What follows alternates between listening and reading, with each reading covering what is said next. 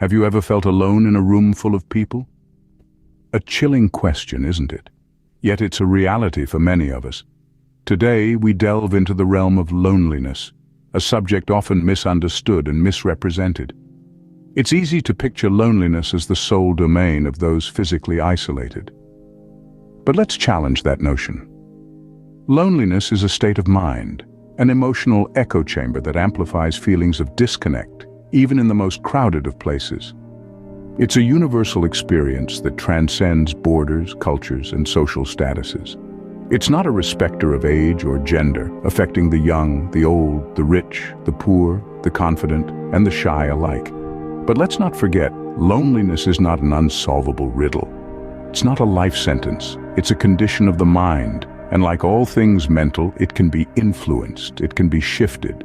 So buckle up. We're about to embark on a journey of understanding and change. Remember, loneliness is not a life sentence, but a state of mind that can be changed.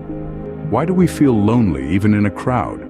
Let's take a moment to ponder on that. Do you often feel disconnected from the people around you, even when they're close to you? Do you find yourself longing for more meaningful connections? Do you feel misunderstood or unseen by others? Do you often feel empty or numb? Do you feel like you're on the outside looking in?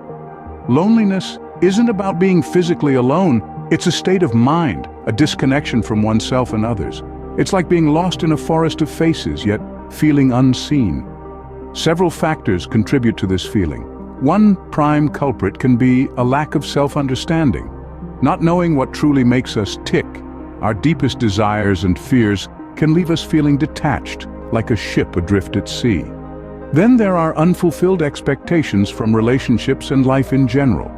We often expect others to fill our emotional gaps, and when they don't, we feel isolated, abandoned in our own personal desert of dissatisfaction. But remember, loneliness isn't a life sentence. It's a sign, a cry from our inner self, urging us to reconnect, to evaluate, to understand our needs and nurture our emotional health. To conquer loneliness, you must first understand it.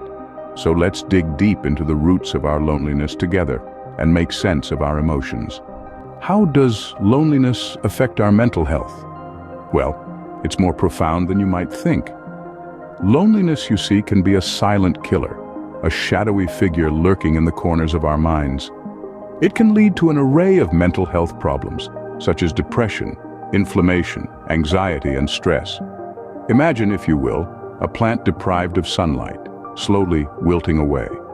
That's what happens to our mental health when we steep in loneliness. The joy, the vibrancy, the resilience, they all begin to fade, replaced by a sense of emptiness, a feeling of being adrift in an endless sea. But it's not all doom and gloom. Recognizing the impact of loneliness on our mental health is the first step towards healing. It's a call to action, a prod to seek help and connection, to reignite the spark of human interaction that fuels our well-being. Because at the end of the day, your mental health matters, and addressing loneliness is a crucial step towards self-care and wellness. What can you do to combat loneliness, you might ask? Well, the answer lies in a few practical strategies. Firstly, engage in self-reflection. Take some time out of your day to understand your feelings and why you might be feeling lonely. Remember, it's perfectly normal to feel this way at times. It's part of being human. Embracing that concept can unlock a door to awareness for you. Secondly, don't hesitate to seek professional help. Therapists and counselors are trained to help you navigate through these feelings and provide you with valuable tools to cope. Thirdly, make an effort to connect with your loved ones. A simple phone call or a heartfelt letter or even a simple text can do wonders. Remember, it's the quality, not the quantity of connections that matters. You may find that you are providing a much-needed connection for someone else. Lastly, pursue a hobby. Whether it's painting, hiking, or learning a new language, hobbies can provide a sense of purpose and keep your mind occupied. Remember, overcoming loneliness requires action, not just thought. So, start today and take the first step towards a happier, less lonely you. Can loneliness be a force for good? Let's shift our perspective for a moment. Consider this. Loneliness, that uncomfortable feeling of being alone, can actually and actively be transformed into solitude, a more enriching, positive state of being alone and in the moment.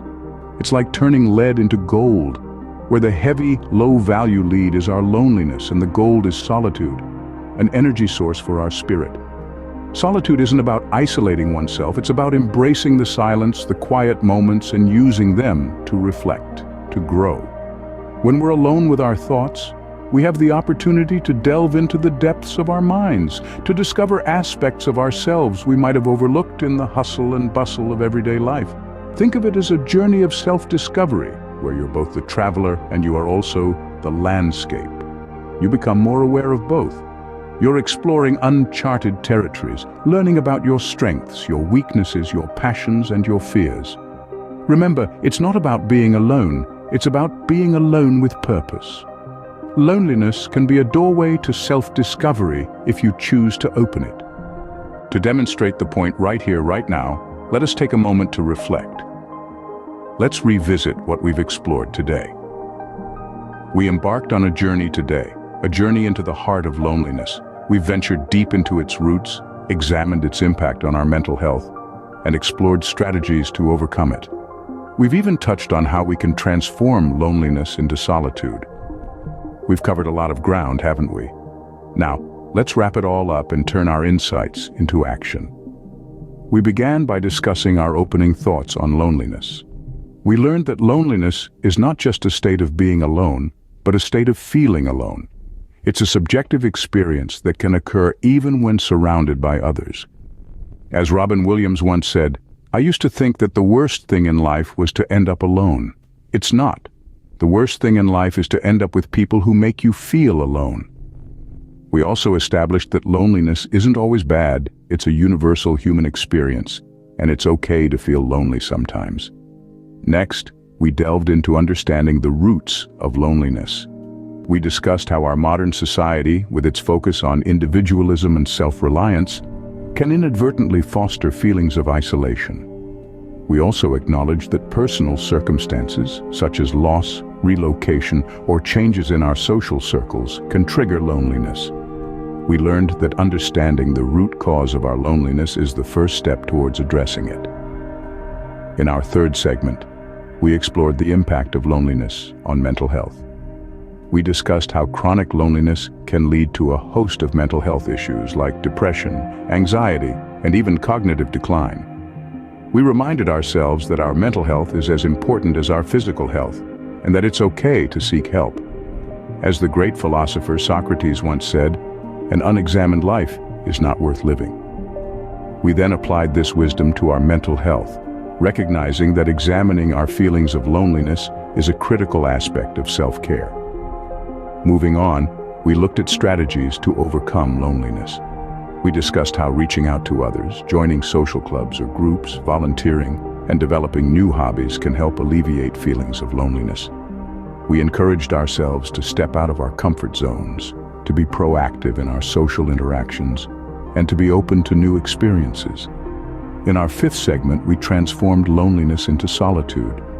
We discussed how solitude, unlike loneliness, is a state of being alone without feeling lonely.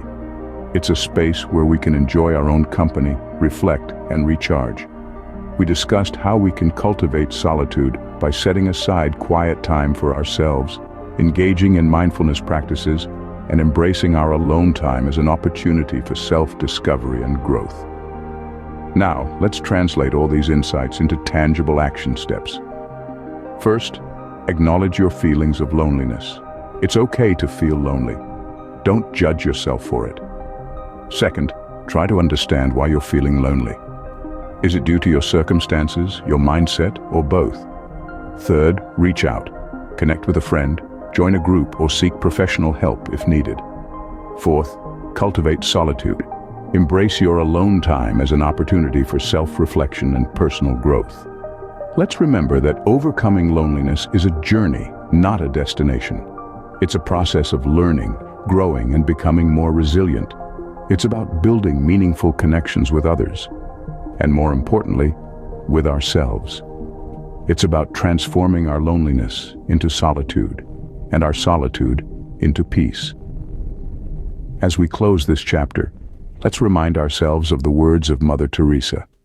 The most terrible poverty is loneliness and the feeling of being unloved. But let's also remember that we have the power to change this. We can overcome loneliness.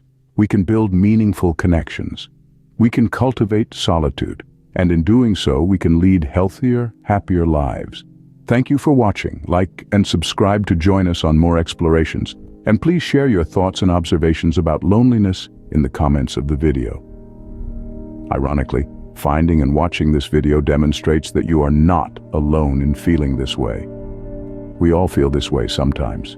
Be well. Remember, the journey out of loneliness begins with a single step. You are not alone in this journey.